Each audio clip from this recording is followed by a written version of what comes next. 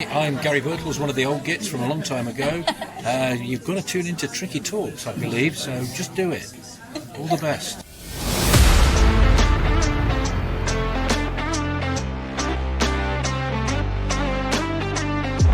Robertson, the first time we've seen them attack them, and there's Francis! Well, that's what I wanted to see Robertson do. And still Robertson, getting his shot in, and a goal! Robertson!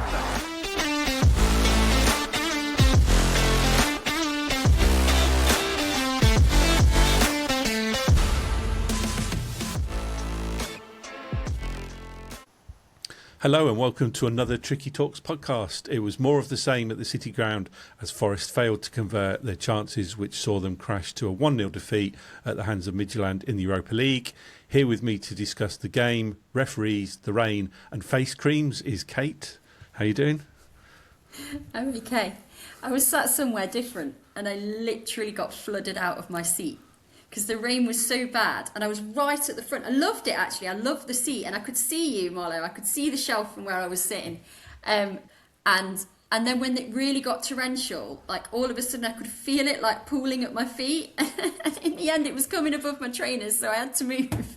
But yeah, I'm good. And Molo is here as well. Did your face cream run, Molo, or were you under shelter for most of it? I was under shelter and singing "You're Gonna Drown in a Minute" at the cheap seats in front of us and down to the right in Lower Bridgeford. I thought that was mildly amusing. There was quite a lot of good banter flying around up until the 20th minute, to be fair.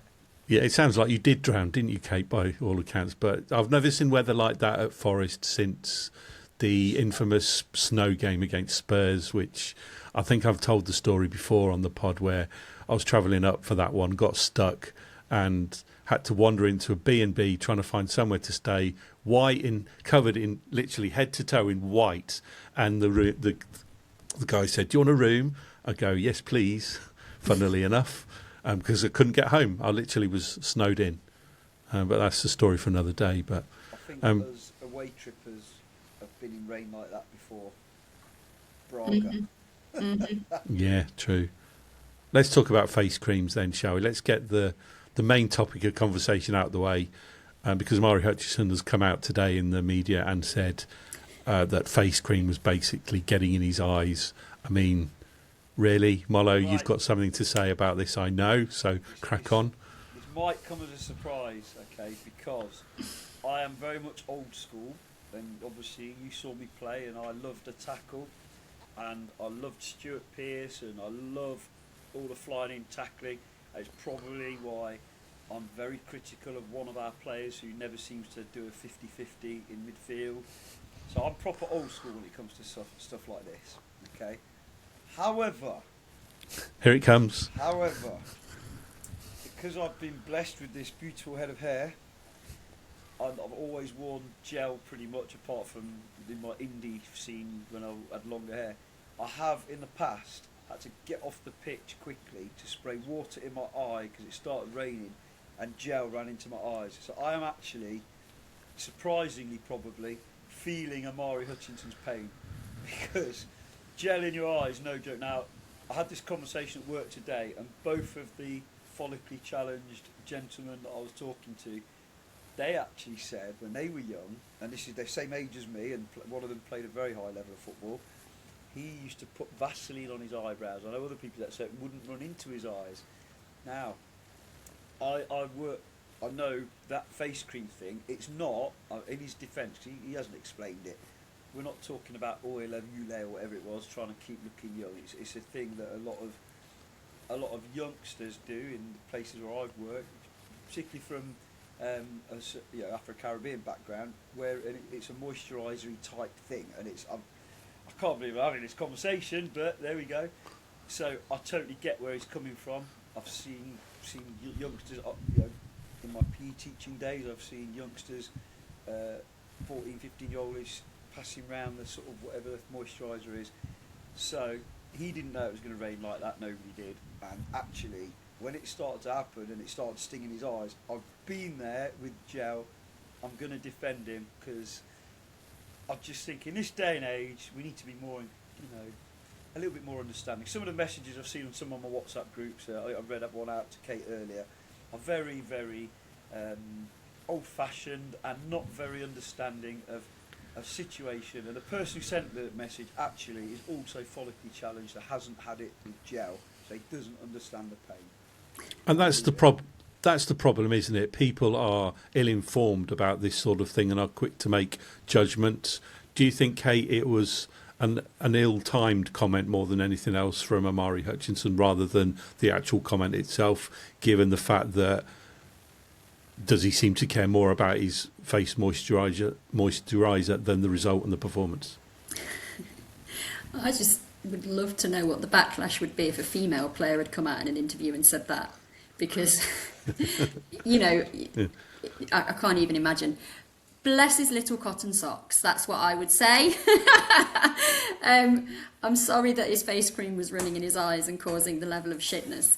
But I don't think he doesn't care about the result. I think he probably isn't fantastically media trained and probably just said something a bit daft. He was honest, I think so. wasn't he? Because he actually, what you have to say, was answering a direct question about did the weather affect you?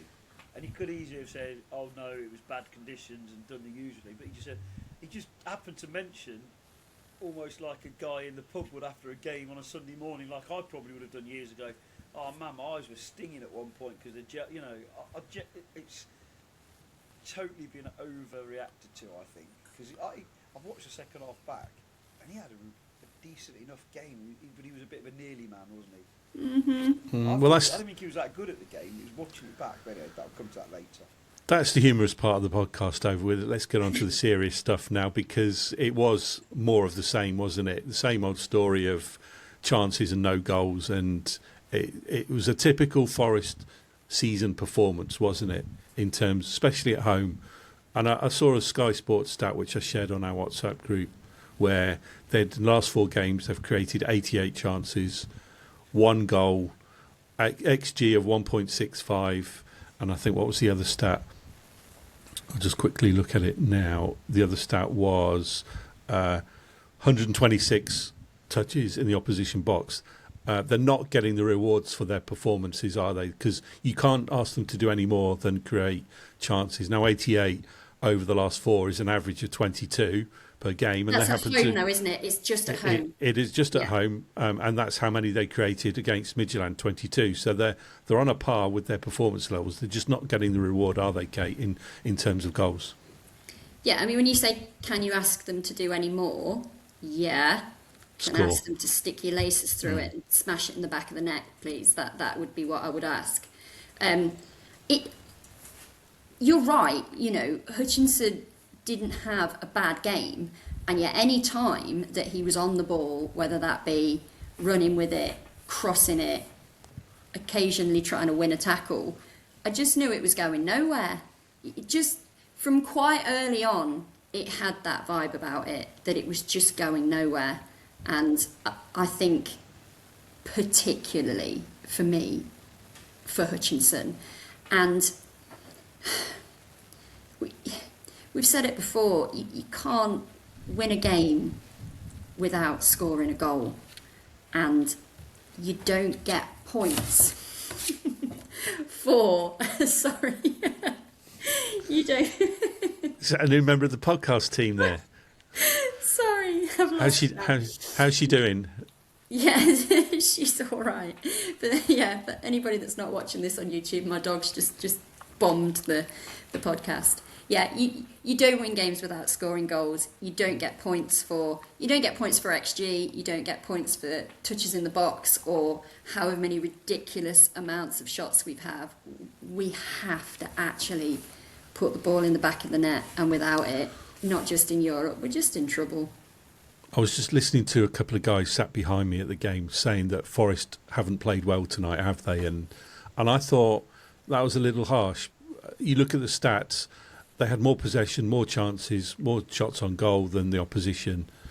And it was missing that one vital ingredient, as you say, Kate. And I know you were on Sky this morning saying it wasn't good enough. And she's right, Mollo, isn't she, in that it isn't good enough at the minute. And what can they do to break this cycle almost, because it's rinse and repeat every game, isn't it? It seems at home at the moment.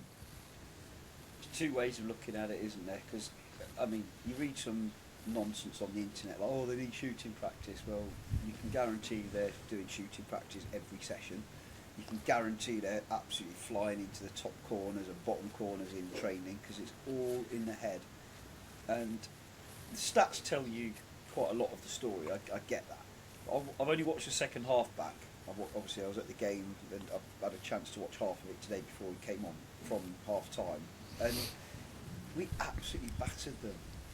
And it's not just missed chances. It's I think you might have used the phrase missed opportunities, because I thought, oh, I'll watch it so I've got an idea when we're talking, because it felt like the second half we started strongly. I was counting chance, opportunity butchered.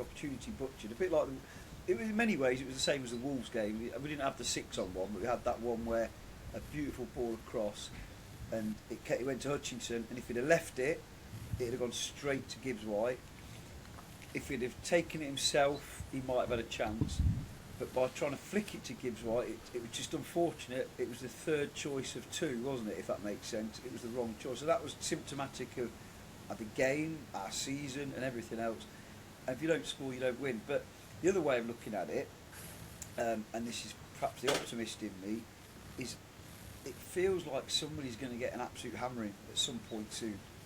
Because, a lack of confidence from certain players, yes, but Gibbs-White isn't lacking confidence one bit. It doesn't look like Callum is, and when they, if their shooting boots are on one day, again, someone could get an absolute hammering. It's so frustrating, because I felt we played quite well, but I came out of the ground with the usual sort of, well, what's the point in playing well? We can't score, blah blah blah, and that's the case. But watching it back in the second half, my God, we opened them up so many times. And credit to Midtjylland, they worked their socks off. They played the referee better than we did. They time wasted, did all that stuff. And ultimately we didn't do what we need to do with the extra quality we should have, and did show in everywhere except the really important part, which is for the whole game in one box, where they switched off and we conceded a sloppy goal, really sloppy goal. And what's really annoying isn't just you look at it in the free header, 5 or 6 seconds before that, or in the build-up, we said, why aren't we closing them down? It was I've used the phrase again, the West Hallam jockeying for the cross. So I think it was Anderson jockeying from 5 or 6 yards away. He's playing for a Danish ultra Premier League team, whatever they're called. Of course he can cross a ball with nobody actually genuinely trying to, not challenge him, but close off the cross. So there was all that build-up, and then the header was a free header, Iron switched off, and etc, etc. And then in the other box, as you've just said, we can't buy a goal. And yes, we had some long shots that were really good strikes that went just wide, or the keeper saved, but there were really good opportunities as well. We didn't miss sitters, that's not what's happening, is it? But it was, I think Iron probably had arguably one of the best chances of the game. I suppose you could argue Anderson, the one he made himself, to be fair, it was a wonderful piece of skill. And then, it's that thing, it was the Braga thing again, isn't it? There were times where I think, I won't repeat the exact language used, but words to the effect, can the players not see we've just had about 6 foot of rain appear on the pitch, and they're still tippy-tappy in the passes, and they're trying to shoot side foot along the ground, like in Braga, that penalty and stuff. Of course the ball's not going to roll true. So football intelligence came into it a bit. And then the other thing, I really watched closely, right, and I'm not going to write this player off, even though everybody else has yet, because when he came on, Luca's movement in the box when the ball was out wide was spot on. He was making little 3 or 4 yard runs, getting into space, and he was getting annoyed because the ball wasn't coming in. We put in, I think, the only headers he had in the box, one was he ran backwards to head it towards goal, the other one was a deflection. He then headed it out to Callum Hudson-Odoi, didn't he? But we didn't put one good cross. There was one cross about probably 6 inches above his head as well, which, to be fair, he's not going to get that. But we haven't put any good crosses in for him. And I'm not suggesting he's the answer, but football intelligence, lads. You've got a 6'7" guy in the box who smashed the Leeds defence with a header, and we're not putting the ball in the box for him. We're tippy-tapping around. But anyway, so back to your question. I think someone's going to get a hammering soon. I really hope it's Fulham, Midtjylland and Spurs, so that we can go in the right direction. But if they don't, and it turns out that we have to wait a bit longer, then it might be Preston or Lincoln City, because if you don't score goals, you don't win games. As Kate said, it's obvious, isn't it, to be fair? Want to pick up on a couple of things you said there with regards to Luca and his positioning. I did have a slight disagreement there, but only very minor, in that there was one opportunity that they broke away in the second half down the right-hand side. Can't remember who it was, whether it was Hutchinson or Gibbs-White, it might have been, but he was clear on the right, and it was Hudson-Odoi and Luca running through as the two most forward players in addition to the ball carrier, and they both ran to the same spot on the edge of towards the edge of the penalty area, away from the runner, and they both ran there. And it was almost like, surely you've got to do, because what they did do quite a lot, I noticed, especially in the first half when they were attacking the Trent end where I was, there was a lot of crisscross movement going on in front of the box, and they didn't carry that on as much in the second half when Luca came on, probably because of the type of player he is. He's not that type of player, but I did think that moment in the second half, they should have continued what they were doing, and one run to the far post, one run to the near post, because they, as I said, they did that a lot in the first half, which leads me on to the other point I was going to make in response to what you were saying, Mollo, in terms of getting crosses in. I did think I saw a notice, and I noticed a change in tactics, especially in the first half, again, because they were down towards our end, where they weren't putting as many crosses in from wide positions as they may have done in the past. They were going through the middle a lot. There was these little dinks down the middle quite often, whether it was a kick from the keeper or the centre half, or whether it was a little dink from Gibbs-White and Anderson. They were doing it quite down the middle and I wondered if that was because, knowing if they were going to get wide, they've got these massive centre halves to kind of, as big obstacles, if you like, when Jesus is the only striker up front. And I did think that was a noticeable change in their tactics by going down that middle. So that was just in response to the lack of crosses point that you made, Mollo, and they didn't seem the lack of crosses after Luca came on. Yeah, exactly, and I wondered if it was if it was a tactic, then Luca was a stupid tactic. Exactly, that's the point. Yeah, that's the point I was going to make. They didn't adjust their tactics when Luca came on. So if that was what they were intending to do, the lack of crosses to Luca would explain that, I think. But not excuse it. Correct. Starting line. But Formation. yeah, Kate, you said on Sky Sports this morning you were not scared, but is worried a more appropriate word to use than scared, do you think, in terms of what we're seeing as the final output and the results that they're generating at the minute? Yeah, so I'm not scared of the Championship. I'm not scared of it. We've done it before. You know, we know what it's like, and it's not all bad. Let's be honest. There's there's great atmospheres. There's being successful. Not being in a relegation battle. It's nice, isn't it? Which hopefully you'd like to think. I'm not saying we'd come straight back up, but hopefully we wouldn't be in a relegation battle. So I'm not scared of the Championship, but I don't take for granted what we have in the Premier League or in Europe, because I've been a Forest fan for so long and seen us in the different leagues and experienced all that comes with that. So I don't take it for granted. I think the words I use were I don't like it. I don't like it because I don't want us to get relegated. Who does want us to get relegated? I'm not scared of it. I'll still be a Forest fan. I'll still go to every game. And I think I put in our chat group that it was interesting because the guy that was on directly before me was a Spurs fan and openly said during the interview that he hadn't been to the game, and it kind of sounded like he'd maybe never been to a game, or at least been to very few. And one of the questions that they posed to him was, would you buy tickets to go and see Spurs in the Championship? And his answer was, obviously not. And I just had, at that point, I was wanting them to put me on now, and I'll talk to this guy about being a football fan. Obviously not. Like, what on earth is that as a response? Like, it's not even entered his thought process to go and support his team if they are in the Championship. Like, it's not even a question. And it made me really mad. So, no, I'm not scared of going to the Championship. But I do think that is what some of the booing is. I think it's because people care and because they are scared. They don't want to go back down. And they don't necessarily want some of the things that come with that. I don't really see it as anti-Forest. It's not something that I participate in, but I understand it. I understand the frustration and I understand the fear. I don't feel the fear, but I don't want to go down. I don't take being in the Premier League for granted. That's the only kind of thing that's where I'm at with it. Yeah, I mean, I don't know whether that Spurs fan is a good representation of their fan base or not, because I don't follow them closely. But, you know, very diplomatic. If it is, then that's a battle Forest are going to have in their favour in the running in terms of the fan base and the support that we've shown in now and in previous seasons about getting behind the team and almost willing them to get the result to stave off relegation like they have done in previous years, because you don't get that sense from the Spurs fans, do you? A lot of them I talk to at work, and they're all resigned to relegation. It was funny. I was down in the London office this week, and I was sat at lunch with.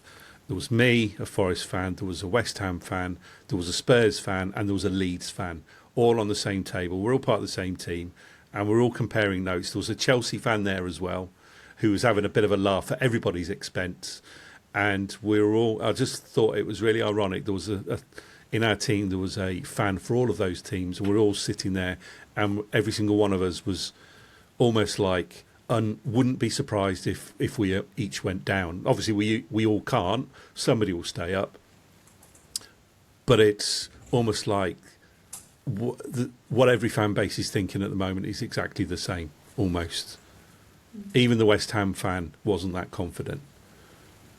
I just thought it was a really fascinating conversation, and if all fan bases are feeling like that, then the fan base like Forest that typically get behind their team could have an important role to play in the run into the season, which we'll talk about a little bit more later. But let's get back on track to the Midtjylland game, and I think the referee's performance was something I wanted to touch on as well, because he didn't cover himself in glory, did he, Mono, at all? Easy. I thought he was terrible at the game. But sometimes you see things back in but it was very telling that it was really obvious. Lucy Ward doing the co-commentary in that Forest, I'm really really commentator in that Lucy Ward, she's got no skin in the not as well fight, and she said something along the lines about the referee guessing right near the end in the last few minutes, and obviously Fletch picked up on that, and because that was it. Fletch picked up on it when he booked their manager, and he said something like, he's run across the pitch, I can't believe he's seen it from all the way over there because he hasn't seen most of the things right in front of his nose.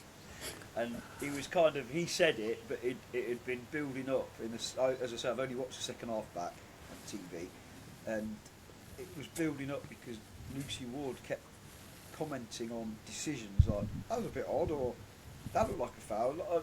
One that springs to mind was our mate Luca got the ball outside the box, first touch turned, and then he just got it was like a pile on from behind, and he got a little kick as well, and the ref played on. It was like, okay, and she made a comment, and then a couple of minutes later he booked their manager, and Fletch said that, and it was just, the thing is, you still got to overcome all that, and you still got to be better, and you still got to do your job, and I 100% don't blame the ref for our result. I think when we played them last time, the ref was a bit more influential because we didn't deal with the set pieces at that time. This time we generally did, but it affects the flow of a game. We didn't get that many good set piece opportunities. Where there were a couple where we should have done, they did get them, and I always compare it. It's not like rugby where the referee and giving away silly penalties completely dictates the game sometimes because you don't read the referee. But this guy did have an element of dictating when we were on top and it was going. I mean, that start of the second half, for 10 minutes we absolutely battered them until they then hit the bar. And it was like, he seemed to give them everything he could. And they had a couple of players in the second half who from memory, they did the same in the first half, one of them, but they just kept giving away free kick after free kick after free kick. There was sneaky little fouls all the way. It was, and you must have seen the way you were sitting, Simon, right in front of you, a few very aggressive, and I don't mind that. You know, I love a tackle. I love to see people getting stuck in. But if you get it wrong and you leave a foot in, then the referee's got to deal with it. And I'm not talking about potential red cards or anything like that, but persistent foul play. In the Premier League, if you foul someone 3 times, you usually end up getting booked, don't you? Even if they're just soft fouls. And there were a lot of soft fouls. A lot of, if a player got beaten, they would sort of grab the shoulder to slow them down a bit. And it was lots of little things. And again, no excuse for not winning, no excuse for not scoring. But it is poor. And if we just want to get a decent referee that will, you know, if we lose, we can, you know, let's be blunt about this season. We're more than capable of losing all of our own accord. We don't need rubbish refs as well in the pot. So he was crap, but I don't think it had a bearing on the overall result. Just the flow of the game and the general sort of momentum at times. There was an early indication that was going to be typically how the officials were going to act and react to incidents, because there was a corner to Forest in the first half down the left, and Anderson had the ball placed, and the referee was, I think, stood in the D on the edge of the penalty area, and he was telling Anderson to put the ball back in the triangle. And it was like, well, how can you see from there? Yeah, it was the linesman who was telling him, because I looked at him, and the linesman was standing at the halfway line, and even he was allegedly seeing that Anderson hadn't put the ball in the triangle, where, yeah, he had. So that was just how the refs were being a bit nitpicky, if you like, all the way through the game. And like you said, the little niggles there. I do worry that there's a little bit of a romanticism thing going on, because they're now being named the crazy gang of Europe and stuff, aren't they? You know, a bit like the old Wimbledon. Yeah. It's minor, but what a lovely story to have this little team go all the way through from the qualifying rounds. And you just don't want to see, you know, they've done brilliantly to get this far already, and I hope we knock them out. And if they get to the quarterfinals, fair play to them. Let them do it off their own back. They deserve to beat us last time out. I don't think they really did yesterday, but you've got to look at yourselves. But let's talk about the second leg in general then, because Forest are still in the tie. It's not like they've been heavily beaten and they're out of it. It is only one goal. The first goal in Midtjylland is going to be really, really crucial, because you feel if Forest go 2 goals behind in the tie, it's going to be really hard. However, if they were to get that first goal, then and even play like they did against Betis and Fenerbahce in the first half, then they've got an opportunity, haven't they, Kate? Because some of their better European performances have come away from home, the 2 aforementioned games, but then again, some of their worst have as well. So it's almost like which Forest is going to turn up. If it's the Fenerbahce and Betis version, Forest are still in this tie, aren't they? I think they are still in the tie. It is only 1 goal. It would be much better if it was us that had it than them, obviously. I do think you're right in general about us being better away from home at the moment. What I like about it, and you know, you have to find something to like about it, don't you, is that in essence, we've got nothing to lose now. You know, we're going to their place, which is going to be a cauldron. You know, it's a small ground in the middle of nowhere. There's only 600 of us. It's going to be a bit of a cauldron, okay? And we're already a goal down. Most people must be expecting for us to go out now, okay? And people will have differing opinions as to whether or not they even think that's a bad thing. So we've got nothing to lose. So if we go there, we already know that we can out-football them. You know, we're better at football than them. And it's frustrating when you're better at football than somebody that you've played them twice and lost both times. But if they go there with that attitude that we are better, if they, I mean, we've already spoken about it, you know, if they can get their scoring boots on, they won't be expecting that. You know, I think the Midtjylland players, fans are expecting to win this game. Most people are expecting them to win this. If we take it to them and have that attitude that we've got nothing to lose, then we could turn it round. It is only 1 goal. You're right, the first goal is important. But it's more important to us because just the scoring a goal, once they've got that goal scored, you would like to think it gives them confidence to go on and score more, which is what we saw when we went to Fenerbahce. And actually, in a way, it's what we saw at Man City. The ability to, they've got one, okay, let's go and get another one. Because at times it feels like no goals are coming. You can't see where a goal is coming from. If they get that first goal, it's important not just to level the tie, but for the confidence and for the need for goals. So, I'm going, Molo's going. We have to go with a little bit of hope, and I do still have some, but I also think that if it doesn't happen, then it isn't the end of the world. It's not. I hope that we have a good go, and with everything that happened yesterday, I do think they tried. In previous podcasts, we've said about the manner of the defeat, of them not trying, of them not turning up. I don't think you can accuse them of that yesterday. So turn up with nothing to lose and have a good go at them, and you never know. You mentioned about nothing to lose. Somebody else who said they'd got nothing to lose now was Steve Hodge on the post-match show. He had a conversation with David Jackson. I was listening to it on the way home. I don't know whether you guys are listening to it at that stage, or whether you've managed to get home by then, or whether you're down the pub, or whether you're putting your face cream on or whatever. But one of the points he was trying to make was that Forest now have got nothing to lose, as have Spurs. They've got nothing to lose, and there may be a change in manager at Spurs given the run of results that they've had. And he was suggesting, you know where I'm going with this, don't you? And he was suggesting to David Jackson that if they lose to Fulham, what is to stop them making another managerial change, because they've got nothing to lose. So it was a fascinating conversation, because Steve Hodge was on that side of the argument, whereas David Jackson was pretty much saying, well, what's the point of changing manager, because you're still going to have the same players with the same issues in terms of being able to score and put the ball in the back of the net. So it was a good conversation between the two, and it got me thinking.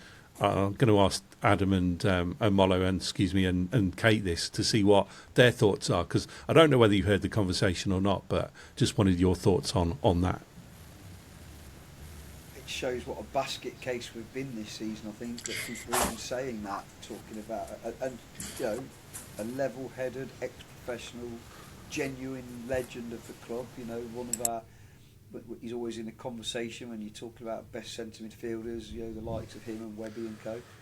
To actually say that shows what a basket case of the club we've been. The only thing I'd say is some of our managers have had a new manager bounce and some haven't. And if one of the three clubs down there, or four if you count Leeds if they go that route, gets a new manager bounce for a couple of games, that might just be enough. I'm not advocating it, but then I haven't advocated any of the sackings apart from that Aussie guy. I can't even say his name anymore. Not Aussie Dave. No, not Aussie Dave. Legend. That Ange and PTSD kicking in again. But it would be insane to do it again, because it appears like the relationship's okay. You can question results because we've had some tough games, but City was very good. You can question. I don't like saying this, but if Sean Dyche had picked that team that we had last night, he would have been getting pelters. That formation, that team, that system, bringing on Bakra, all that stuff. Bringing on Luca near the end, he would have been getting pelters. I'm not going down that we should have kept him. Should have got. He's an honourable guy. He said nice things about the club after his sackings, and I actually can see why he's a bit annoyed. But he hasn't said he's annoyed. You can see why I kind of understand it. But I can't answer that question, Simon. It would be insane to sack another manager, but I won't put it beyond the way things have gone this season, just to get that new manager bounce. And if Spurs do it and get. Sounds like Dyche doesn't want to go to Spurs, but if Spurs do it and get a new manager bounce, then they're already above us, so that's worrying.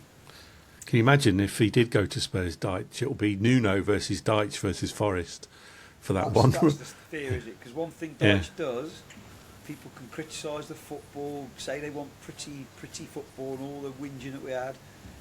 But one thing he does is he gets an average points per game in every club he goes to that's enough to keep you up, and he's already in a position, if he did go there, where they're already a point above it at the minute. So I really hope he doesn't, because I've got a lot of respect for Sean Dyche as a man. Whether or not I loved his football is irrelevant. I loved the Porto game, for instance, at home. And I just know if he went there with the players they've got at their disposal and shook them up even for a month and picked up 2 or 3 results, that would take them out of it almost, wouldn't it? So I'm glad the chatter seems to be he's not interested in going there, thank goodness. For the record, Spurs have lost 6 in a row, and which for the first time in their history, and they're playing Liverpool away at the weekend, followed by that another return game against Madrid, followed by Forest. So let's hope that run continues. We'll obviously talk about Spurs in a later podcast, but in terms of the managerial question I just posed, Kate, where do you stand on that? Are you pretty much in the same camp, or do you want something different? I don't want something different. Much like Molo's just said, I didn't advocate for any of them to be sacked, and I've said it before, I'll say it again, if we'd never sacked Nuno, I don't think this is where we'd be. But I also know that we can't go back. We are where we are. Vitor Pereira is our manager, and I don't think he's doing too bad of a job. I don't think he's necessarily got time to do what he needs to do. That's going to be the biggest thing. I do think they have responded to him. I agree with you about the formation. I didn't like it when the team sheet came out, but at least he's trying stuff. At least he's brave enough to try things. I don't know that you can directly blame him for us not scoring goals if you're creating that many chances. You know, I just don't know what the solution to that is. I'd like to think that we'll see out the season with him as our manager, but I said that about Dyche and they sacked him. So you just never know. And I don't think sacking him and bringing on a new manager would necessarily create a new manager bounce. I think we've worn new manager bounces out. That's what we've done. They are now just new manager flops. So, you know, we just need to accept that is not a tactic, please, and go with what we've got. And I don't know that we will. I haven't heard anybody other than the media say that we're likely to sack him. You know, the noise was building around the others a little bit more than just a casual comment. So at the moment I feel quite secure that he'll certainly be in charge on Sunday. And Sunday, you know, I'm sure we'll come to, but I would definitely take a draw on Sunday all day long. What they should do, Kate, is appoint a new manager every 5 games, because then they'll have a permanent manager bounce all season, won't they, and win the league. Please don't have anybody email that to Marinakis. You mentioned Sunday there, Kate, but so that's a nice segue into the Fulham game this weekend. Forest have not won at home in the Premier League since they beat Spurs in the middle of December, so it's a long time to go without a win, so one would be most welcome. But we talked on it earlier, is their best chance of staying up, picking up points away from the City Ground, where they have a different game to play. Teams come to the City Ground knowing Forest are finding it difficult to score, and they pack the defence accordingly and make it difficult. Whereas when they play away from home, it's different, because the home team have to go on the offensive a lot more, which means Forest in turn have better chances to pick them off on the counter. And of course they did that effectively at Man City as a good example. So it's almost like, is their best chance picking up points away from home? Having said that, though, you look at a team like Fulham, and that is another opportunity, isn't it? Considering you've got West Ham playing Man City at home, who are going to be fuming from their defeat against Madrid earlier in the week, and you have Spurs, who have already said are playing Liverpool away. Leeds play Palace away, which is not easy. So it's another opportunity, isn't it, for Forest to gain one on their rivals. And how many times have we said that this season, particularly over the last month or two, where they're given these opportunities on their play and they just don't take them, do they? Surely at some point they've got to take one of those opportunities. Any team that can string together a few results, it's massive. So when we're talking about West Ham, us, Spurs, to a degree, Leeds, if you can string together a few decent results, and they can be draws as well as wins, the momentum shift is absolutely huge. The reason I'm saying I would take a point isn't just because we aren't winning games at home, it's also because it's Fulham. And Fulham are doing well, they're in decent form. They have got the rub of the green, if you like, at the moment. So I think it's going to be a really, really difficult game. And if we could come out of that one with a point, that's a big tick. The game we have to win comes the following weekend. That's the game that we have to win. And that is away from home. We'll talk about that nearer the time. For me, if we can, a clean sheet would be amazing. Yeah, it would, because then that always gives you the opportunity to nick it near the end. But I'm not an advocate for taking a point very often, but in this one, I would take a point because it keeps us thereabouts. And as much as, the other teams are playing difficult teams and they potentially won't get a result, all we can do is look after ourselves and what we're doing and stabilising, not conceding. That has to be your starting point. It has to be. It looks like they're going to have to do it without Jay Cunha in the squad, because he went off injured early yesterday with what looked like potentially a significant injury, given the fact that he knew straight away that he was going to have to go off, and there was no questions there. Milenkovic was getting his kit off straight away as soon as he went down. I looked across and saw that. You had Morato, who was pulled at half-time for another shaky performance, because clearly the opponents targeted him. But the other thing I wanted to mention briefly, Mollo, significantly, Forest have identified the fact that FFC was painted into the seats, if you like, wasn't it? Because the N had been removed.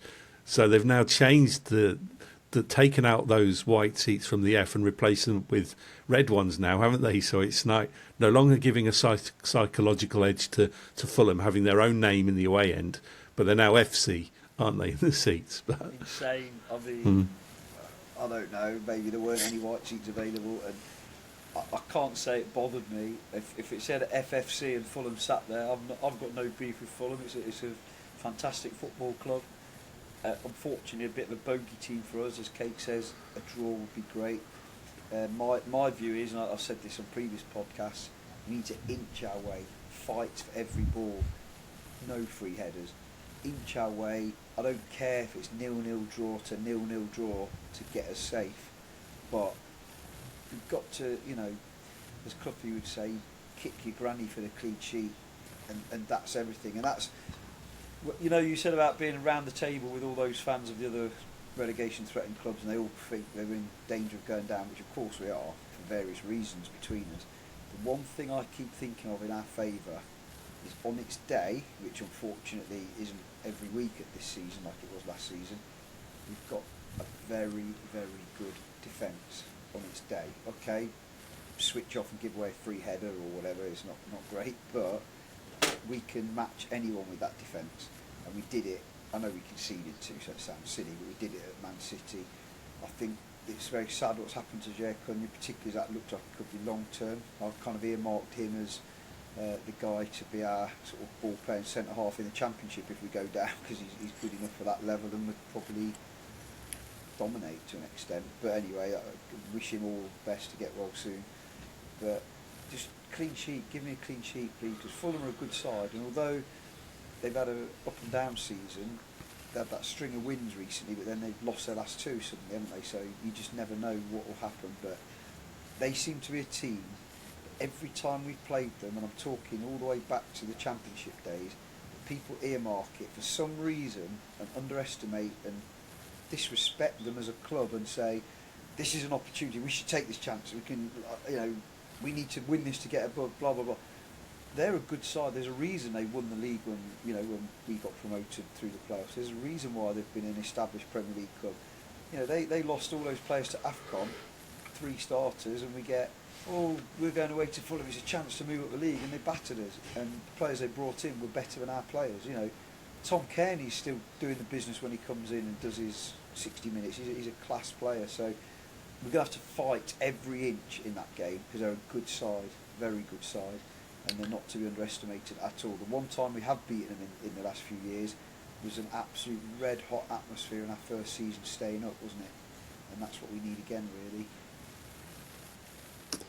Indeed. So, Fulham away, followed by the return trip. Fulham home. Sorry, home. Beg your pardon. Yeah, it's Midtjylland away I was thinking of, and then Spurs away. So 3 really, really important games. Probably the most important 3 games in our season to date. So we'll see what happens. We're clearly running out of time now. We're getting towards the end of the show. So, Mollo, anything final from you to bring up, please? Yeah, man of the match last night. Go on, Em. Who are you going for? Having watched it back, it didn't feel it at the time. Elliot Anderson. And the moment of the game, I was struggling. Putting your face cream on pre-match. Yeah. But I'm going to go for, because there was nothing to celebrate as such, and although I did like Ando's skill, but the finish wasn't there, I'm just going to go for the banter that was being thrown when it started hammering it down. You know, you wish you'd paid more for your tickets, and you're going to drown in a minute and all that sort of thing. I thought it was quite entertaining. The atmosphere was actually pretty good last night, to be fair. It was. Everyone jumping. I can't wait to get my money back though. Right, Kate, anything final from you? I gather it is Mother's Day on Sunday. So have you got any plans for Mother's Day? Are the kids going to treat you this weekend? Well, my plan for Mother's Day is to go and watch Forest play Fulham. It's pretty much like any other day for me, isn't it? So, yeah, I agree. The atmosphere was really good last night. I think the response from the club around the ticket prices has been a positive one.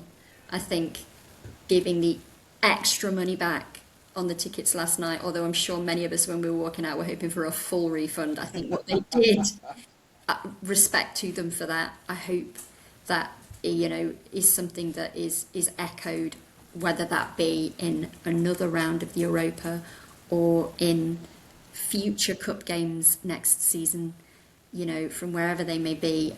I hope that that's something that they've fully taken on board and not just done as a gesture. In terms of the season card price freeze, I think that is only right. We don't honestly know where we're going to be playing next season. So to ask people to renew at this point in itself is a stretch. Obviously we're going to do it, but I can understand why people would be questioning whether or not they would and wanting to know what league we're going to be in. It's not a decision for me. Can I flip that? Go on. Flip that. I think absolutely right to freeze the price, but what division we're in is completely and utterly irrelevant to most people, and to the people who it's not irrelevant to, probably offend loads of people now. Do one. Yeah, exactly, I just mean that you would expect to pay less money to go and watch a championship game than you would to go and watch a Premier League. Down, are they? That's no, they're not. They're not going to put the prices down. So that's what I'm saying. I think it's a good thing that they've frozen it. I think it will help with people renewing, not knowing what league we're going to be in. I can understand why people would ask that question. I'm not going to ask that question. I'm going to renew my season ticket. I was always going to renew my season ticket. But I think they've done the right thing. I think they've done a good thing, and I think it's worth saying that's a good thing that they've done right there. Yeah. I Don't forget what I said there, because I've just realised that came across. When I was saying do one, it's only to people whose reasons are because of being in the Championship. like the Spurs fan. Yeah, like the Spurs Exactly, fan. Because yeah. I totally get there are other circumstances, family, work and things that can overtake people. That's not my issue whatsoever. You know, we've all been there where you're thinking, can I really pay for this season? But no, if you're thinking, I don't know whether I want to renew because we might be in the Championship. Don't forget, you're going to get 4 extra games in the Championship, so you're going to get better value per game anyway, based on Against aren't you? Preston and Lincoln and Stoke. On a Tuesday night, yeah. Yeah, we need to stay up, don't we? We do. So Right. yeah, well done, Nottingham Forest, on your response in terms of ticket pricing. I shall be renewing, and I will be there wherever we are.